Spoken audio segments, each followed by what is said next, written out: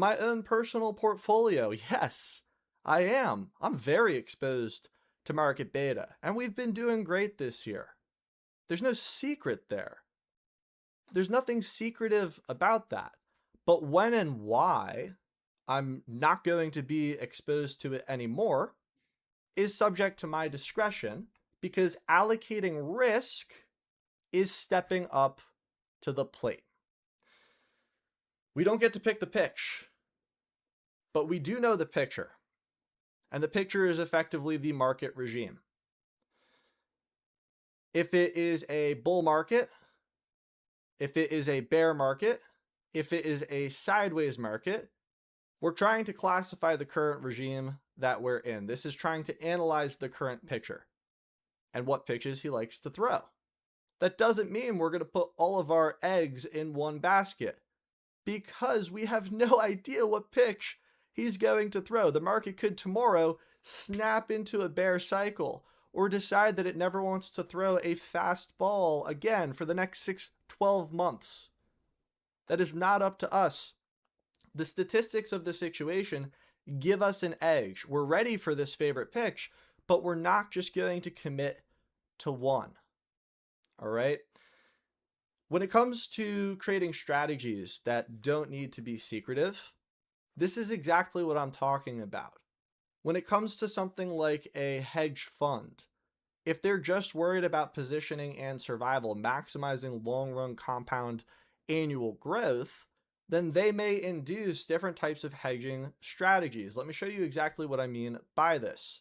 If we take a look at the market return stream here, this is just like buying the S&P 500.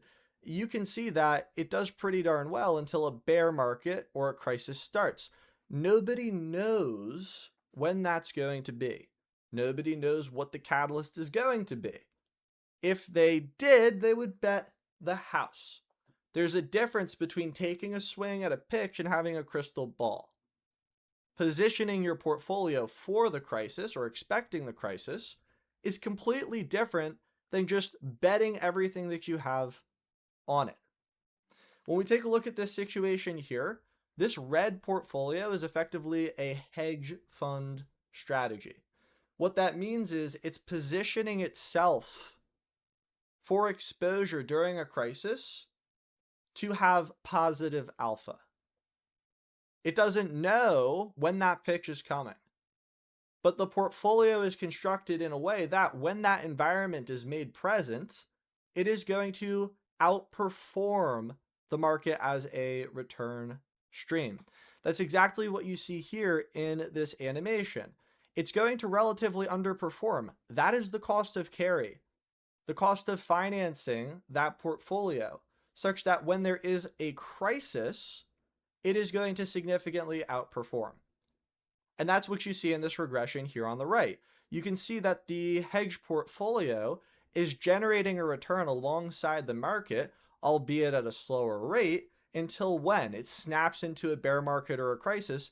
And then we have this negative correlation with the hedge portfolio strategy here and the broader market return stream. Subsequently, our max drawdown is cut in half because we are positioned for that crisis. You're effectively trading some of the upside for reassurance on the downside. This is exactly what I talk about in my course on Quant Guild, where I teach you how to run a personal hedge fund. There's nothing secretive about this. I give you the 3-level playbook to show you different things you can layer into your portfolio to have this type of structure in place so that the next time there is a bear market or a crisis, you're selling for 95 cents on the dollar when everyone else is selling for 60 cents on the dollar. Then we also talk about monetization techniques, how to improve your compound annual growth rate, so on and so forth. But that's not a trading strategy. Again, there's nothing secretive about that. I'm simply sharing with you different hedging techniques that you can include in your portfolio without bleeding it dry. Because you're going to bleed premium if you have some form of portfolio insurance. So how can you finance that? How can you structure it optimally? I'll leave a link in the description below if you're interested in that course. If nothing else, there's a free quant research article on that page.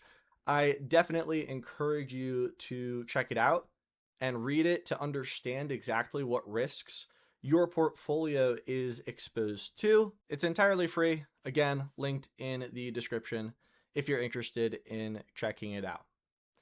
So, if it's all about positioning and survival, then when do we need to be secretive? Because here, there's nothing secretive about this, right? When you step up to the plate, you get to dictate how you allocate the risk in your portfolio. But where does this notion even come from then? This notion of, oh, if you had something that worked, you wouldn't share it and you'd keep it from everybody else. Well, this is effectively the difference between alpha and allocation. And this is a really important idea, and I think this is going to entirely explain the trading space with this really nice baseball analogy that we've developed here. Two different ideas, two different thoughts. Experienced allocation leads to alpha. Okay? Generating alpha is like hitting a home run. The academics, they're going to tell you that it is a statistical anomaly, but you're the one at the plate. You were in the position to swing at the pitch. If you have a terrible batting average, right? It's definitely more of a statistical anomaly to hit a home run than somebody who's got a pretty darn good batting average, right? Now, is that something that they can do consistently? Maybe, maybe not, right? When it comes to positioning like this in some sort of hedge portfolio, if next year there's a giant crisis and I have this positioning for a year, then I am generating all of this alpha. That's the experienced allocation generating that return. That's hitting a home run. But I was in the position to do so, stepping up to the plate. If you're targeting a role as a trader, market maker, quant, or you're just looking to grow and protect your portfolio in all market climates by applying quantitative strategy, QuantGuild has two crazy free resources available to you. When you get started, you can pick your track. You can always change this later. If you're looking to break in, head on over to the Quant Roadmap.